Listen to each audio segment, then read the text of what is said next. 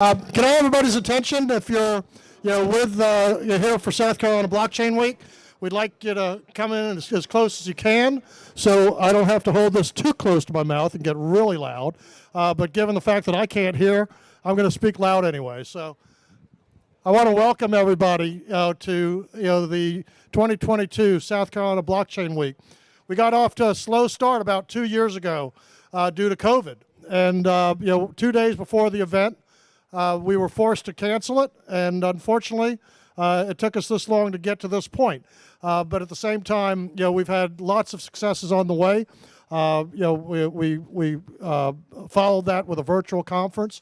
We were good enough to have Dirk Brown, who was one of our founding members, and as the influence that brought so many of us together in those early days. And now 5 years later, I got to tell you, it's just so gratifying, to walk around and just hear the high level of conversation that we're having, between folks here that some have met each other, some have not.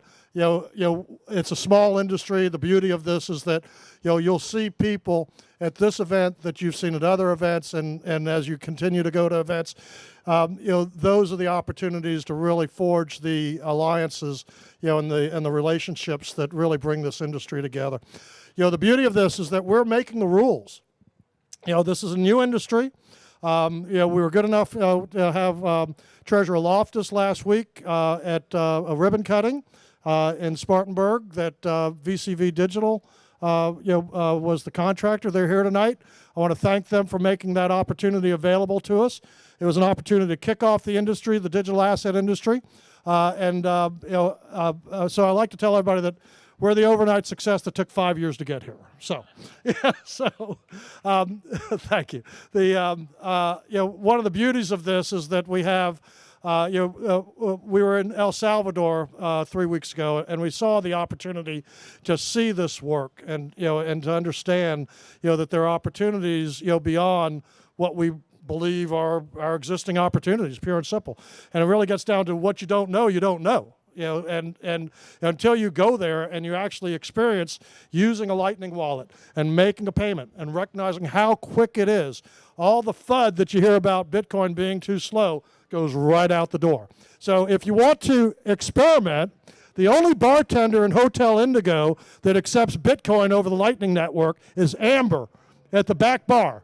Okay, so opportunity. So I could go on, as everybody knows, I can go on for quite a while. So I'm going to cut this real shortly. I'm so pleased to have Treasurer Curtis Loftis with us, Commissioner Hester Peirce.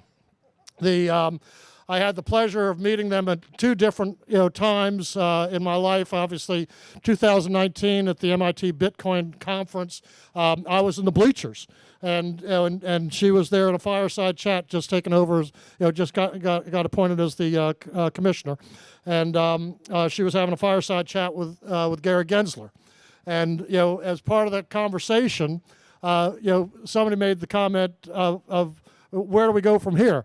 And she looked out in the audience and she said, well, that depends on you all. Y'all are the ones that are going to make all this change. I took her seriously. Okay, 4 years later, here we are.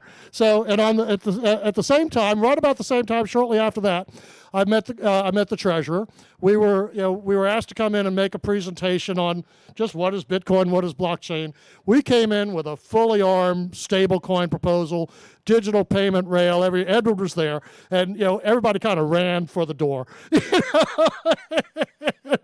And we were walking off the State House grounds, going to another appointment, and all of a sudden, Edward comes hoofing it up over, and he said, "You didn't hear my phone call?" I said, "No." I said, "Treasurer wants to see you." I said, well, we spun around and went back to see, to meet Curtis. So he had the good the foresight to say, a lot of people come to Columbia here to get married, and they end up leaving with a shotgun.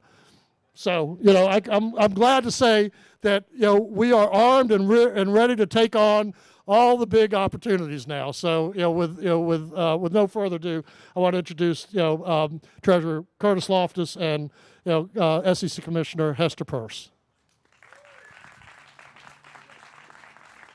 Thank you.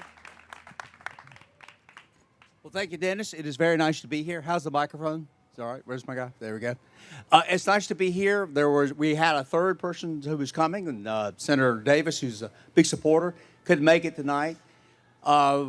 We've been in this a long time, and what I like to do is to encourage the audience to ask questions. If one of us, or I hope that the commissioner's going to do a lot of the talking, or all the talking, because she's the one you're here to see, throw up your hand. Let us know if you have something to say. I'm going to let her make her own introduction because I want her to talk to y'all. I want the relationship that y'all all want to have with her to come to fruition. So if it's all right now, Commissioner. Well, thank you, Treasurer. It is a pleasure to be here. It's an honor to be on stage with you. I understand that not only are you Treasurer, but you're a TV star, which makes me a little nervous, but I'm going to try to do this. So, and thank you to the conference for having me here. It's really such a pleasure to be with you all. And thank you for that nice introduction. So I do have, oh, there you are, somewhere around there. So I do have to give you my disclaimer, which is that my views are my own views as a commissioner and not those necessarily of my fellow commissioners or the SEC. That is a disclaimer I always have to give, but especially with respect to crypto, because I am on a little bit of an island when it comes to crypto at the SEC. So I think kind of to give you a picture of the difference between here and back there, when we left this morning, it was gray and cold and dreary. We come down to South Carolina, we get out of the airport, and it's sunny, beautiful, clear skies. And I think that's a bit of a metaphor for the regulatory world versus the real world. And so my goal is to try to bring some of that real world into the regulatory world, which tends to have a pretty dim view of humanity and the potential that humanity has. And I think this is one area of the world that we need to really hear from. So I hope you all will be talking to me, raising questions. So get your questions ready and start shooting them at me as soon as possible. Otherwise, I'll talk about whatever I want to talk about, or I'll ask you guys questions, which is worse. So to give you a little picture of where things are on the regulatory front in DC when it comes to crypto, for a long time, so I started in January 2018. I had spent time on the Hill. I had spent time at a research center where I first got introduced to Bitcoin. Some of my colleagues were working on issues around that. And before that, I had been at the SEC as a staffer. And when I came to the SEC, I thought, I really need to figure out how we can get this agency more geared toward understanding innovation and welcoming innovation, embracing it. And crypto was one of the topics that was being talked about a lot at the SEC, especially in connection with a Bitcoin exchange-traded product. So I thought this is a really interesting case study to see how does this agency handle innovation. And 4 years later, I think my answer is not a very positive one. We not only don't have a spot Bitcoin exchange-traded product, but we are writing rules through enforcement actions. And we are in a pitched battle with our fellow regulators across the federal government to try to get jurisdiction of crypto in our agency. So that's a very typical DC story. Now, the positive thing is that 4 years ago, not that many people in DC who were policymakers were interested in crypto at all. And I think it actually is good that now many of them are quite knowledgeable. They're learning more about it. And they're trying to think, what is a sensible regulatory framework? So now is a time that really matters because there's enough attention in DC, and it's time that we need to build a good framework. And that's where I think it's important for people in DC to hear from folks like you. What do you want to see in a regulatory framework? I do caution you, don't just assume that the SEC has done such a bad job that we're going to leave it out in the cold and turn to the CFTC, because I think if you have been paying attention, you might see that the CFTC doesn't do everything perfectly either. So the CFTC, for those of you who don't know, Commodity Futures Trading Commission. So the key is to figure out what is a good regulatory framework and to build it. And that's the process we're working on. There's a lot of interest now on Capitol Hill, and so it's always better if Congress tells us what to do and tells us who should be the regulator in this space. And so there are a lot of people up there working on that issue now. All right, I'm going to take a breath and see if anyone has a question. Who's brave? I see you shaking your head back there, so you got to have a question. That's you with the long yellow can. I'm calling on you. I am a corporate securities lawyer in this space, so we have a lot to talk about.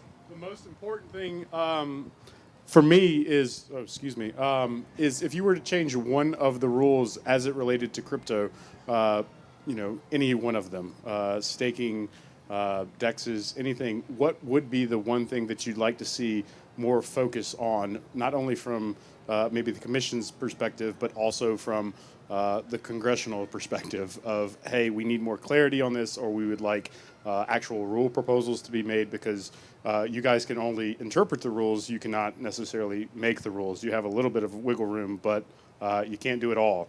And so if you could wave your magic wand and just amongst us South Carolinians give us a glimpse into the future, what would you do if you were head?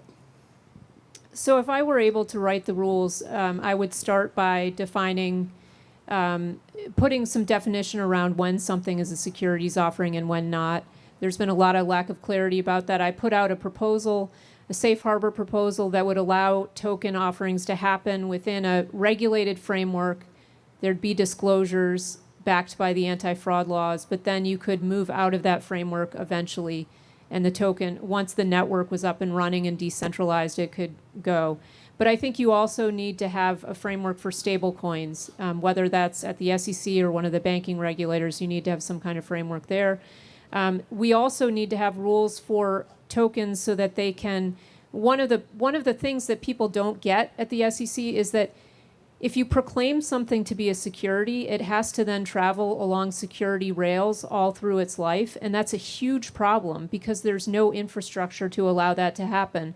Now, people are trying to build that infrastructure, but we haven't allowed it to move forward. And so we have to work on building the infrastructure, the rules, so that infrastructure can start, so that you can be a broker-dealer that is offering, is allowing customers to engage in Bitcoin, but also in digital asset securities, and also securities that are tokenized all alongside each other. And then you need a framework for trading platforms.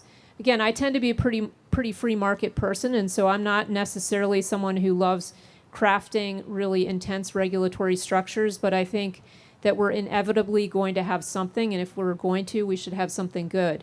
Now, the other thing I would say, if I had that magic wand, I would also wake people up in this country about financial privacy, because people do not care about financial privacy when it comes to the government, and I think that is a really big mistake. And this is a moment for us as people who the government works for the people, not the other way around, and it's time, I think, for us to recalibrate.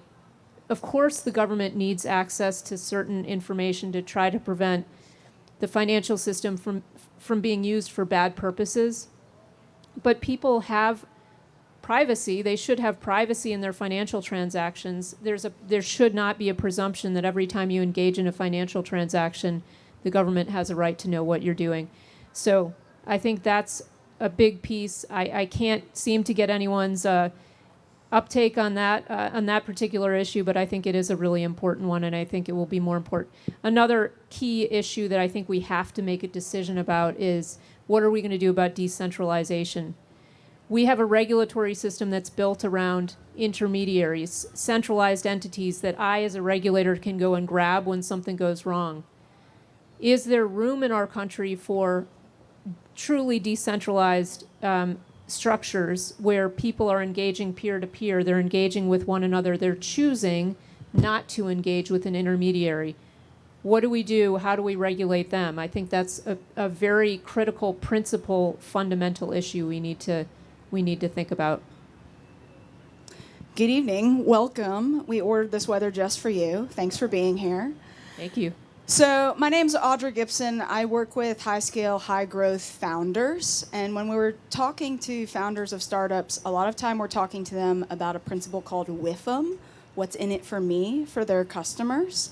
And so coming at that perspective for the SEC, you say that they're hesitant about embracing technology. What is the WIFM that we can offer to the SEC? Are there bargaining chips that we can bring to the table as individuals, as companies, as professionals that would inspire them to move more towards innovation and specifically towards blockchain and crypto? Yeah, I think blockchain and crypto offer a level of transparency and accountability, actually, that traditional finance doesn't offer as readily. So I think that's something that I think regulators are starting to understand a little bit. Now there's a trade-off to that too, right? The transparency sometimes clashes with my financial privacy concerns, but I think there is this greater ability to see what's happening because it's all on chain. And these tools also allow for better, perhaps you can use, track disclosure to make sure that people are actually getting the disclosure that they need before they buy things. There are ways to track it. Smart contracts mean that things happen without anyone having to take a step to make that happen. And that's actually a valuable thing, too, from a regulatory standpoint.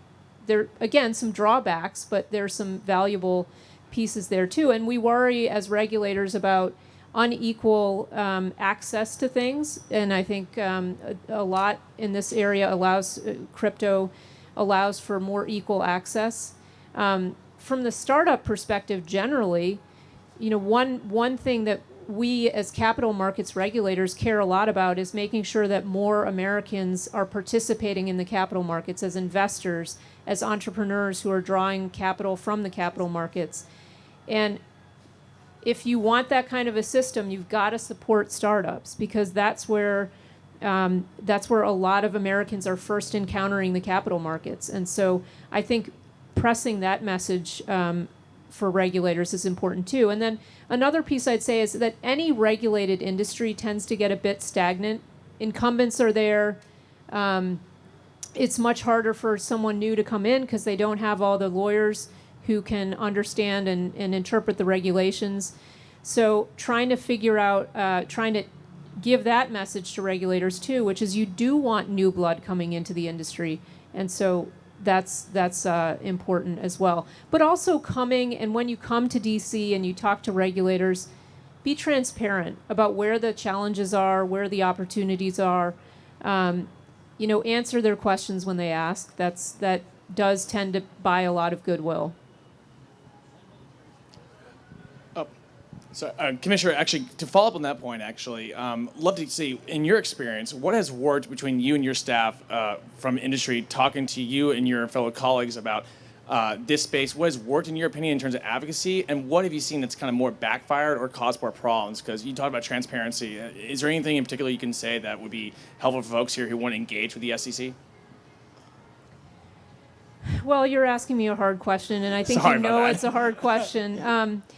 So, look, again, I think when you come to the SEC, you've got to come with more than an aspiration. You have to have a plan for what you're trying to do, and you have to have some understanding of the legal and regulatory obstacles to achieving that, which you can then discuss with the SEC. You need to be realistic.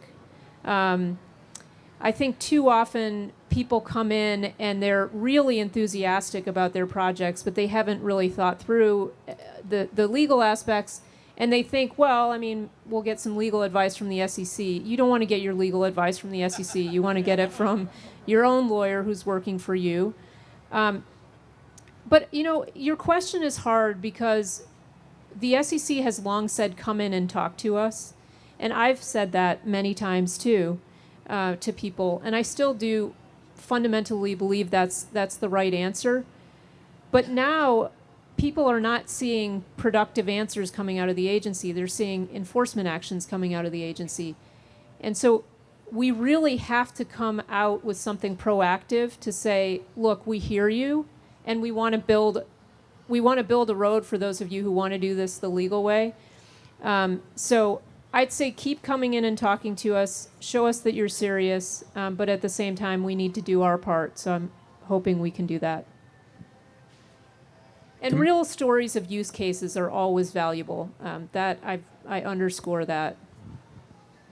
Commissioner, thank you for being here. A question I have is one of the common things I feel like people learn the hard way in this industry due to being quote unquote rugged, as we love to say, is the innovation is not blockchain, it's Bitcoin. And we've seen that smart contracts are not new, blockchains are not new, but what Bitcoin has brought is the innovative piece.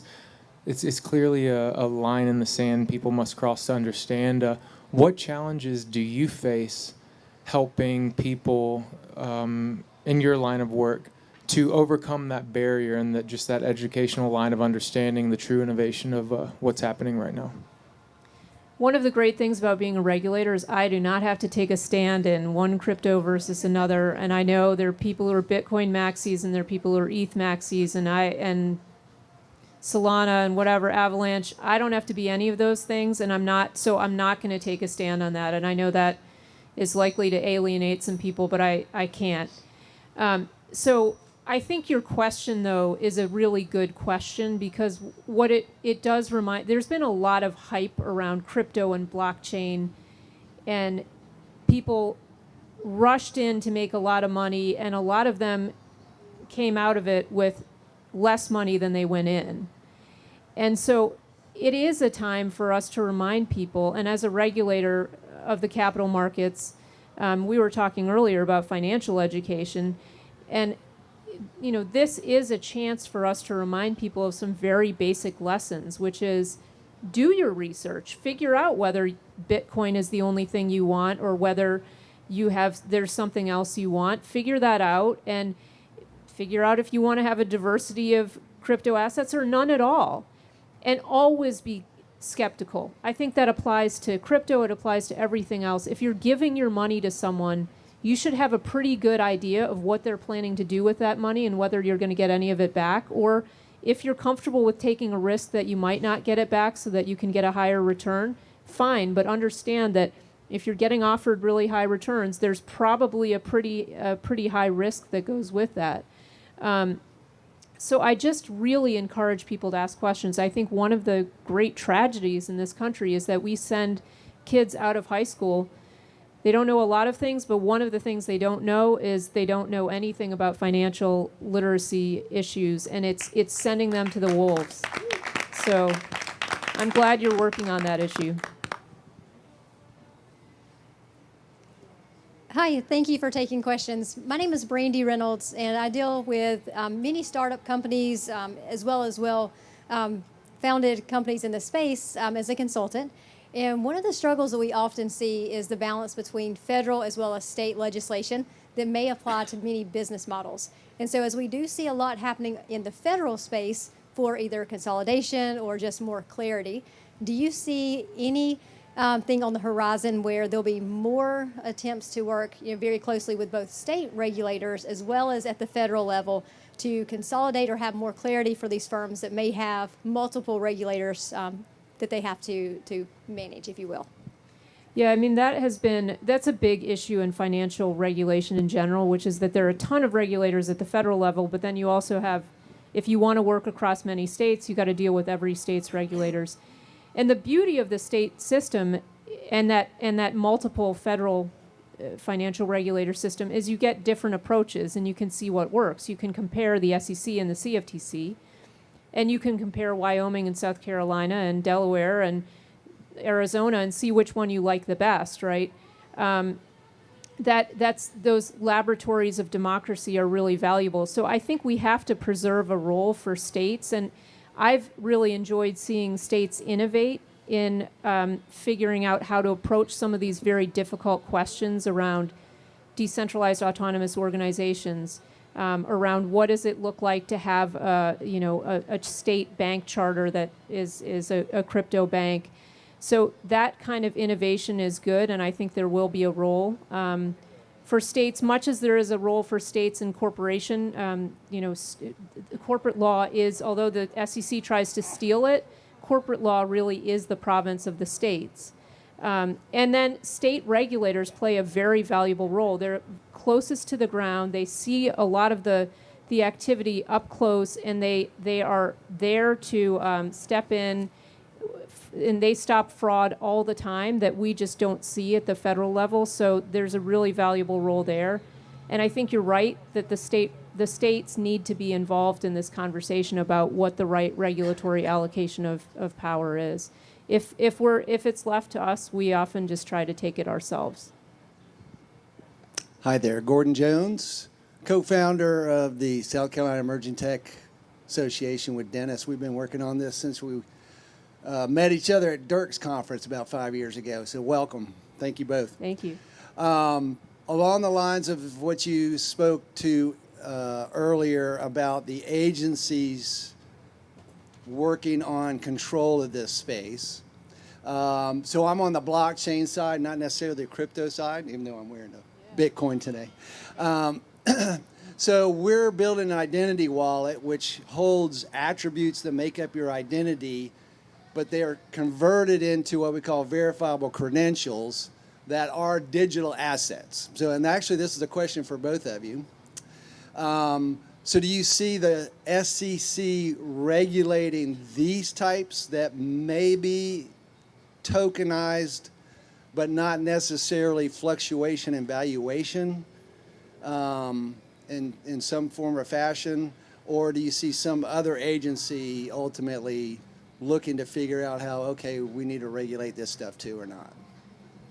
Well, I'm going to start with another disclaimer, which is that facts and circumstances matter, and I'm going to tell you should consult a lawyer, and not me. But that said, I mean, I think this is the problem when people come out and they say, well, every token is a security, because different tokens do different things, and people are developing tokens for a lot of different uses. I think privacy and figuring out how you can protect privacy while also enabling people to show their credentials to other people is a really interesting use. So I think it's cases like this that people need to talk about and figure out, is there a way you can design that and make sure it falls outside the securities laws, and we need to provide some guidance. So in the old days, I would have told you, hey, that's a perfect example for you to come in, talk to our FinHub, which is our innovation office, and try to get a no action letter to say, no, we're not going to bring a securities enforcement action against you. Unfortunately, we're not doing a lot of those letters now. I still would urge you. I think it is a good case study, so you could go talk to them, but I'm not sure that you'll see anything come out for a long time as a result of that. Or do you have anything to add to that? Well, on the state side, the value proposition is separate. So we are back to the identity and all of those characteristics. And that falls within about a half a dozen state agencies. And we deal with them now because, the states actually sell a lot of information. Hunting license, driving license, all sorts of things. All that gets rolled up, and then we have large contracts to sell them. So it would fit nicely, and there's not a good system now because each one of the systems is different. So I think on as far as the actual usage, the daily usage of it is something that can be very helpful to the states. Yeah, hi. Thank you both so much for coming. Thank you to Dennis for organizing this chat. I really appreciate the perspective. I'm Gerald. I'm general counsel at a DAO tooling startup. So much of what you're saying is very relevant. I wanted to ask if you could speak at all to the perception from the legal side that a lot of the enforcement action that you're talking about is not necessarily going after the issue of the coin, the issuer of the coin, but is actually going after participants of the system. And so I'd highlight, it's a great time, the Kim Kardashian promotion, right, was not actually going after Ethereum Max as the issuer. It was after the promoter. And then the Wahi Coinbase case, same situation, kind of retroactively declaring 9 coins securities. Do you think there's a solution that goes after sort of the right party, or how do you guys think about that at the SEC? Is there a right party to go after? Or are we? Is the priority still consumer protection? I guess that's what I'm curious about. Well, to answer your last question, certainly we all. I'm one of 5 commissioners, and I can tell you that everyone approaches the job with investor protection at front of mind. We all approach it slightly differently, but we all think that's important. I'm not going to talk about any particular enforcement action, but just to say generally, the concern about if we think there are these assets out there that are securities, it does make sense to go after the person who, or company, or group of people who are best able then to respond to that, to our concern that it's a security, and have that conversation with those people, rather than going after someone who's peripheral. Now, there may be a case against the peripheral folks as well, but I agree with you that the real conversation about whether something is a security needs to happen with the issuer, ultimately. So again, I don't want to speak to any particular enforcement action, and sometimes, you're going to see things happen, and you wonder why this particular set of tokens or that particular set of tokens, and that has been a concern that I have as well. You don't want to have an arbitrary enforcement program. You don't want to have a program that's 5 years later bringing enforcement actions. And that's not just with respect to crypto. In general, we need to speed up the actions so that they're not coming too late to help people. But again, I have a more fundamental concern that we're getting the analysis wrong, and we're treating tokens that were sold as part of a securities offering to be securities for the rest of their life. And that, I'm not sure that that's right in many instances, so I think we have a lot of legal rethinking to do at the agency.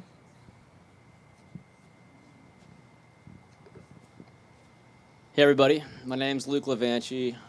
First off, I just want to congratulate Dennis and Doug for organizing this event. I've been working pretty much directly under them, kind of like a Kobata boy, any last minute need.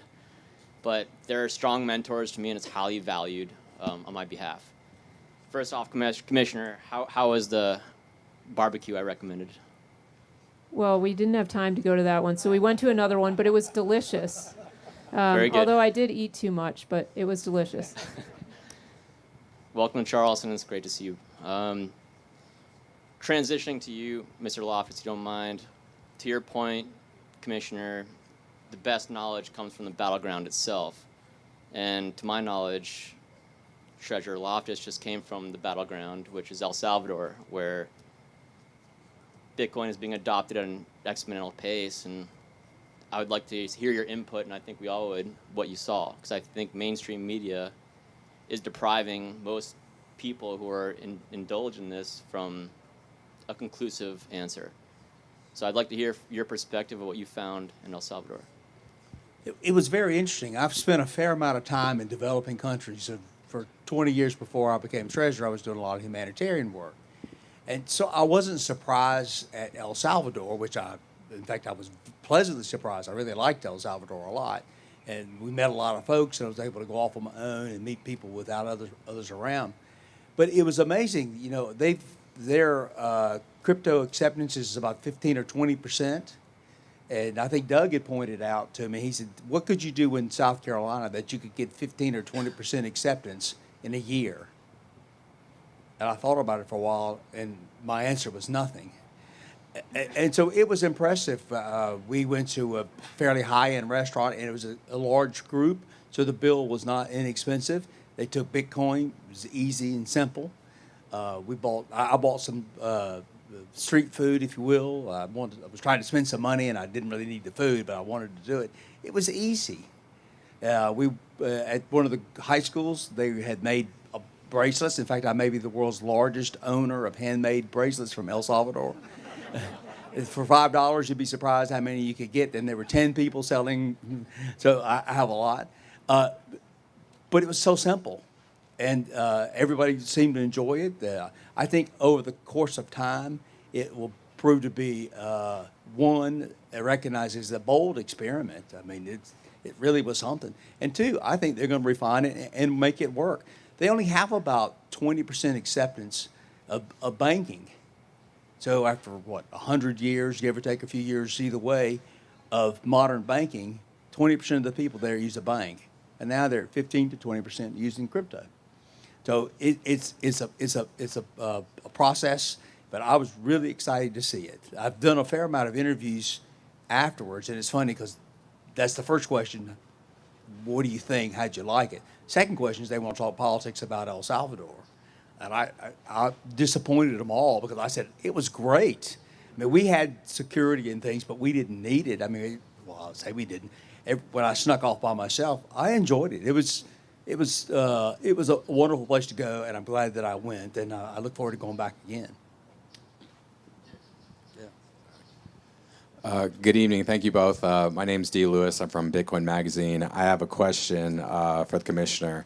I believe the latest is, I think it's 30 countries have a Bitcoin spot ETF.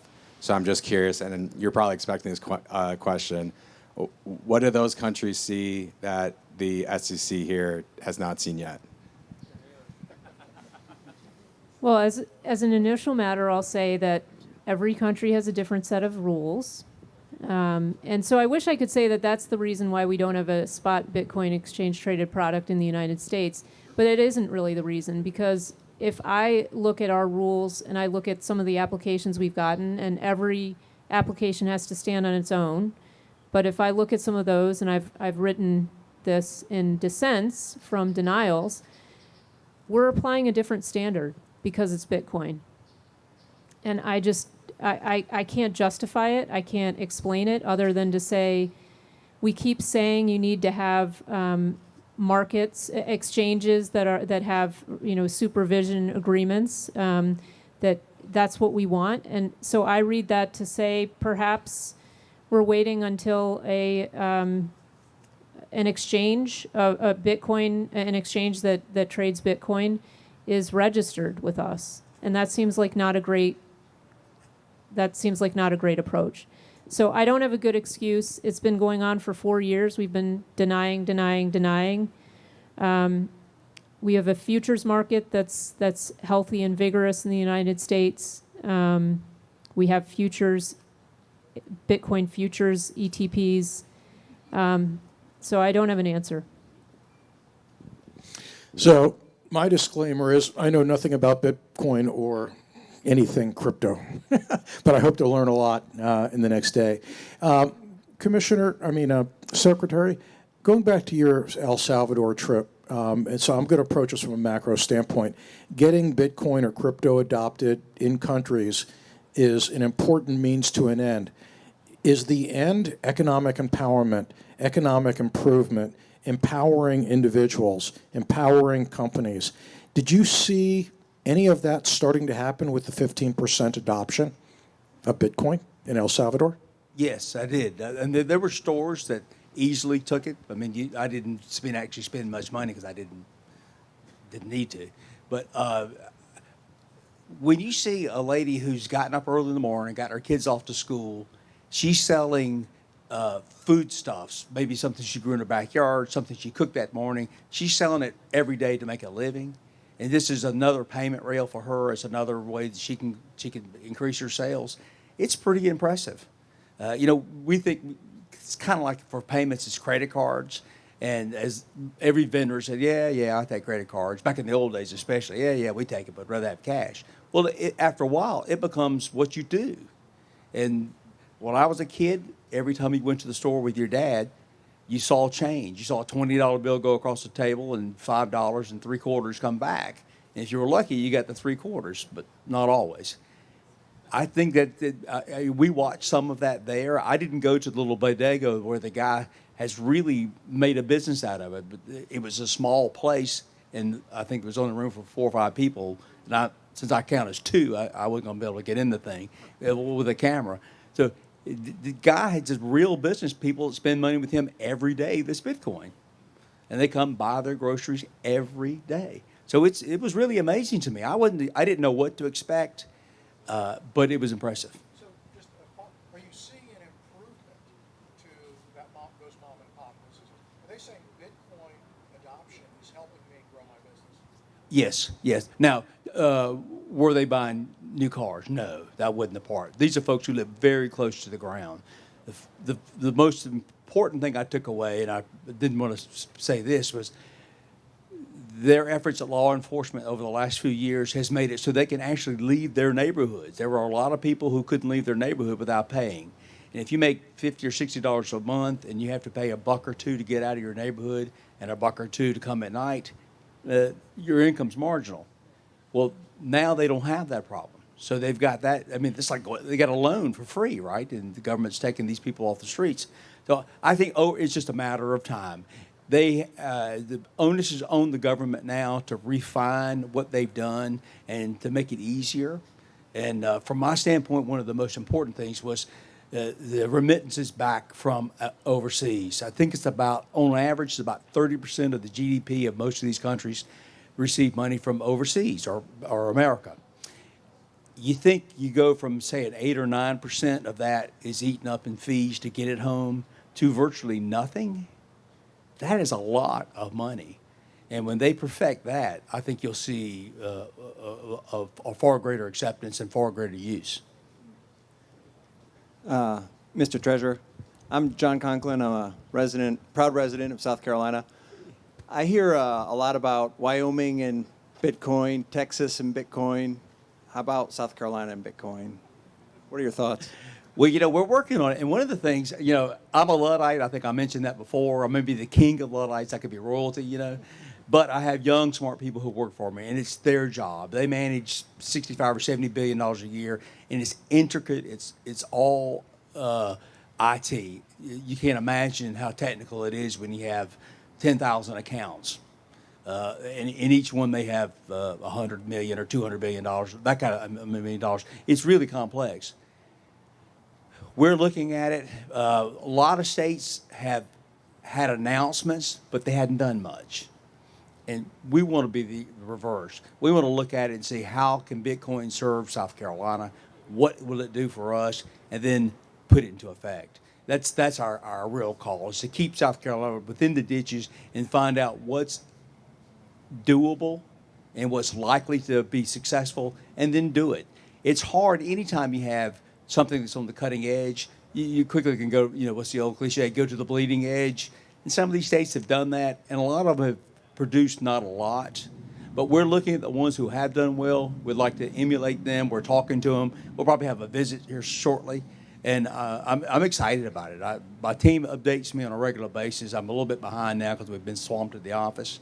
Part of the $6 trillion that's been borrowed by the federal government and sent to the states is that we're all sitting on so much cash. We spend all our days trying to figure out what to do with all the cash. We have more than double the money in the Treasury than we're supposed to have. Think about that. So it's a lot of work. Look at me. I'm sorry? I'm just the SEC. Oh yeah. So put it in the capital markets. Yeah. So we've been pretty busy, but Edward and the team, they're working hard, and I'm excited about it, and I'm looking forward to it. I'm going to give you a question that you have not had, and I would like both of your perspectives. I think everybody in the conference has purchased some asset as it relates to real property.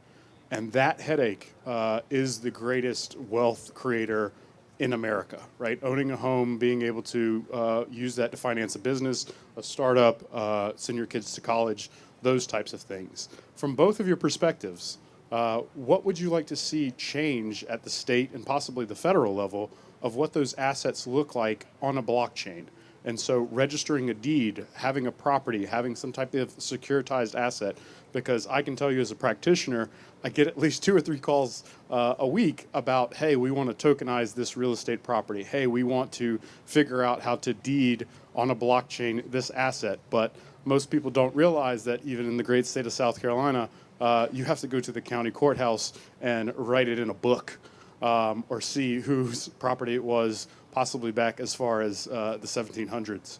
And so this is, like I said, not something that you're used to. So just hypothecate and see what that would look like, because it is something on the ground level that we get asked a lot. And if you had, once again, that magic quill to rewrite the law or possibly make it at a state or definitely maybe not a federal level of deed hypothecation, but what would that possibly look like in your eyes? Well, I think there's a lot of fertile territory. Part of having all the money that we have in the Treasury is because state agencies can't spend the money. It's a lot harder to spend extraordinary amounts of money than you might think.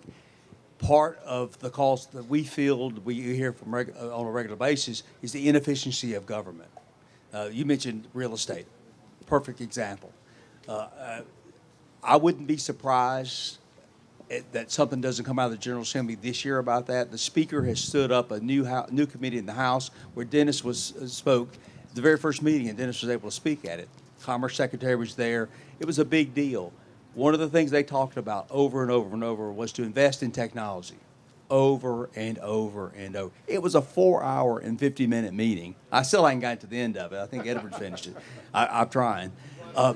Yeah, but I wouldn't be surprised. And some of it, this is not really revolutionary at all, right? It's like a Gatsby change almost. I mean, so somebody who is on the receiving end of Gatsby is a waste of time anyway. I mean, they're 10 years behind whatever is important. But a lot of it's just somebody just has to decide it. And I think the new committee that the Speaker stood up will be looking at this type of thing. And we should make sure they talk about real estate.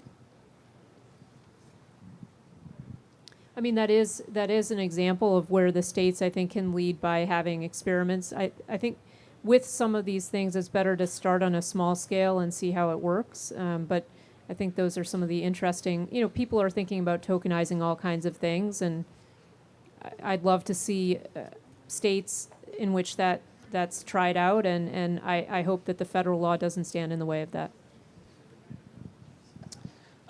Commissioner, my question is on enforcement. Do you feel that you have adequate tools to actually enforce what you guys want? Some of this stuff is essentially like squeezing air, and you had alluded to this. Some of the protocols are legitimately decentralized, and the barrier of entry is so low that it seems almost like an impossible task. And sometimes I wonder if that's maybe why the SEC has delayed kind of giving more of a firm stance, because it's almost like you cut off one head and 3 more grow. Whether that's good or bad, my question is just around whether you all think that you have enforcement, because it's a whole new world now. Decentralization is certainly a challenge for regulators who, as I said before, were used to dealing with centralized entities, and then all of a sudden you have this decentralization and someone puts code out there, and if we cut off one use of it, someone else will spin up another use of it, another front end for it. So yeah, I mean, it's certainly a challenge, but I think it's also a challenge from a regulatory philosophy stand. So we do have very broad authority, and if you read our definitions, they might well cover things that are decentralized. The question is, what do we want to do about that? What do we want to do about regulating code? Because many people would argue that code is no different from speech. And so if you set about to regulate code or to have people pre-clear their code with you, that really changes the dynamic of regulation and people's relationship with the government. So I think we need to have these difficult conversations, and it's better to have those conversations outside of the enforcement context, so outside of the context of looking at one particular decentralized exchange, for example, or one particular DAO. It's better for us to have those conversations ahead of time. But I fear that because of the way we're approaching this, we will end up in a world where a lot of this stuff is just worked out through enforcement actions. I want to thank everybody. We're getting a little bit late at this point and preparing for next stop.